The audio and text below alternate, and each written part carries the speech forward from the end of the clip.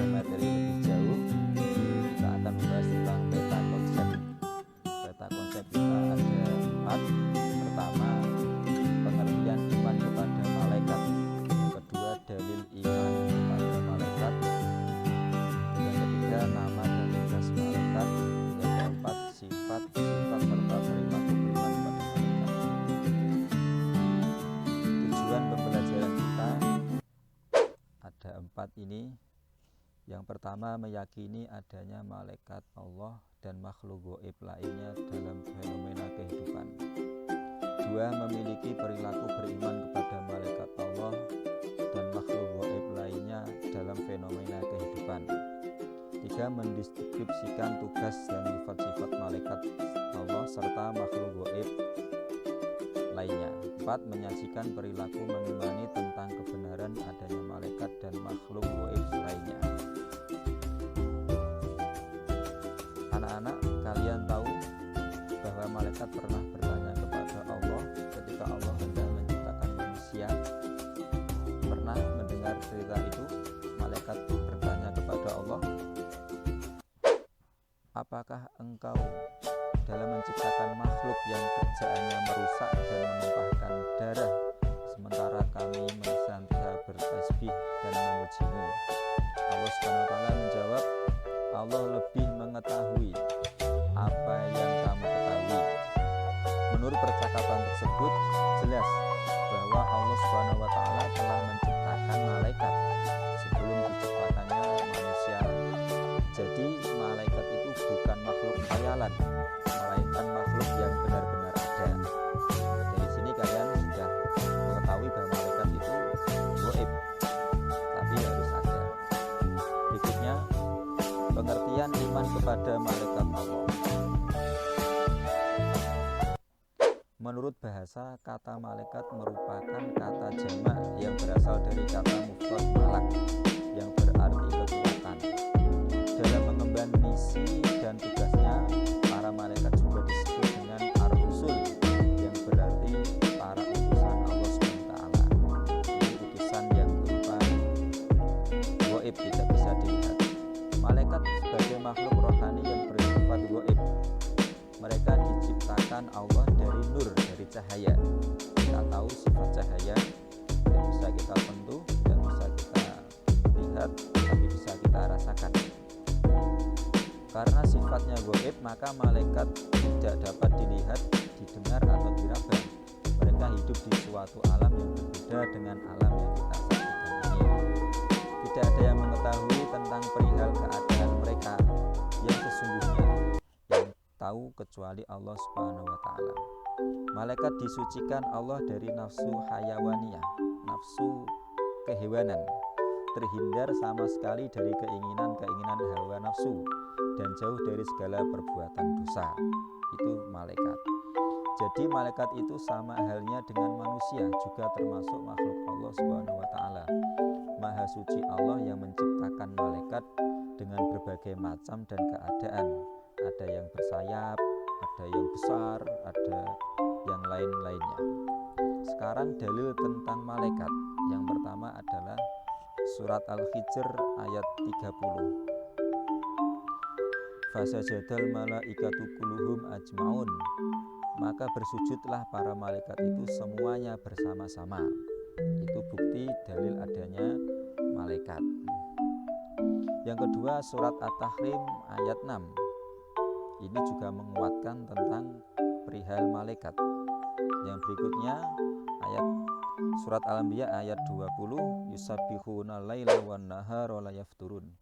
Malaikat itu mereka selalu bertasbih malam dan siang, tiada hentinya. Itu adalah Allah sendiri yang memberikan. Sekarang nama dan tugas-tugas malaikat. Kalian tahu? Pernah dengar nama malaikat ada berapa? Malaikat ada 10. Yang pertama, malaikat Jibril. Tugas malaikat Jibril menyampaikan wahyu dan mengajarkannya kepada para nabi dan rasul. Itu malaikat Jibril. Yang kedua, malaikat Mikail, bertugas membagi rizki kepada seluruh makhluk, menimbang hujan, angin, dan juga bintang-bintang. Yang ketiga, malaikat Israfil bertugas meniup sangkakala. Yang keempat, keempat, malaikat Israil malakul maut, bertugas mencabut nyawa. Yang kelima, dan malaikat mungkar dan nakir, bertugas memeriksa amal manusia di alam barzah atau ketika kita sudah mati.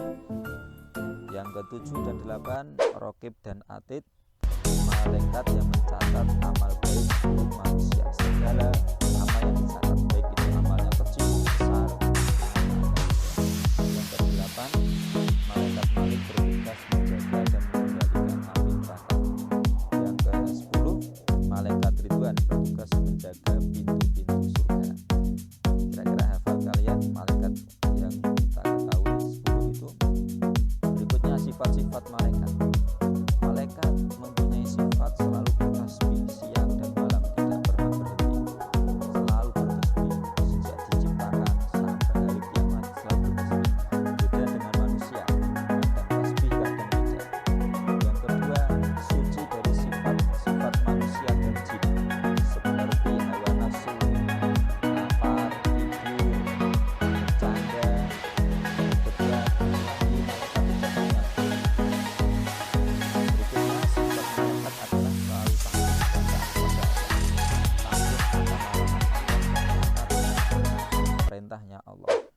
Yang keempat, sifat malaikat tidak pernah maksiat dan selalu mengamalkan apa saja yang diperintahkan, taat terus, tidak ada tindakannya yang melanggar perintahnya Allah. Yang kelima, mempunyai sifat malu, sangat malu. Yang keenam, sifatnya tidak bisa terganggu atau bisa terganggu dengan bau tidak sedap, seperti ada gambar anjing dan patut, malaikat tidak suka. Berikutnya, perilaku mengimani malaikat. Yang pertama, bila kita percaya pada malaikat Jibril, maka kita berusaha dan memohon hidayah kepada Allah, bersyukur dengan cara banyak mencari dan berbagi ilmu.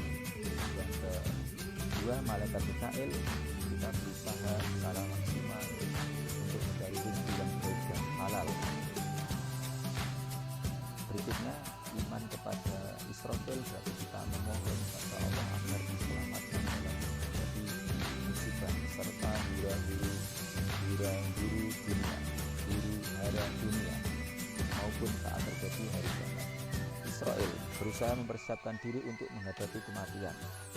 Berikutnya, mungkar nakir selalu memohon kepada Allah agar dilapangkan di alam kubur dan diringankan dari siksa kubur. Rokib dan atid, kita harus hati-hati dalam segala ucapan maupun perbuatannya karena kita dicatat. Berikutnya, Malik, kita mohon kepada Allah semoga selamat dari siksa api neraka. Malaikat Ridwan, kita selalu memohon kepada Allah agar dimasukkan ke dalam surganya yang penuh dengan kenikmatan. Itu adalah bukti kalau kita percaya kepada malaikat. Berikutnya, anak-anak, ada pertanyaan mengenai malaikat. Bertanyalah apa yang kalian ragukan, yang belum paham. Kalau tidak ada, ini bahan diskusi kalian untuk gambar 1, gambar 2, gambar 3, dan gambar 4. Itu kamu amati, coba nanti yang sesuai perbuatan yang baik, yang disukai malaikat, beri tanda F atau V, F ya, V. Dan untuk yang salah kasih tanda X. Nanti kelompoknya akan saya bagi. Berikut tugasnya yang kedua, tolong pernyataan ini kalian diskusikan juga. Mengapa beriman kepada malaikat Allah dapat mendorong kita gemar bersedekah? Apa yang bisa mendorong kita? Berikutnya yang terakhir, ini ada kolom menerapkan perilaku beriman kepada malaikat-malaikat Allah. Contohnya, bila kita iman kepada malaikat Jibril, berarti kita selalu berdoa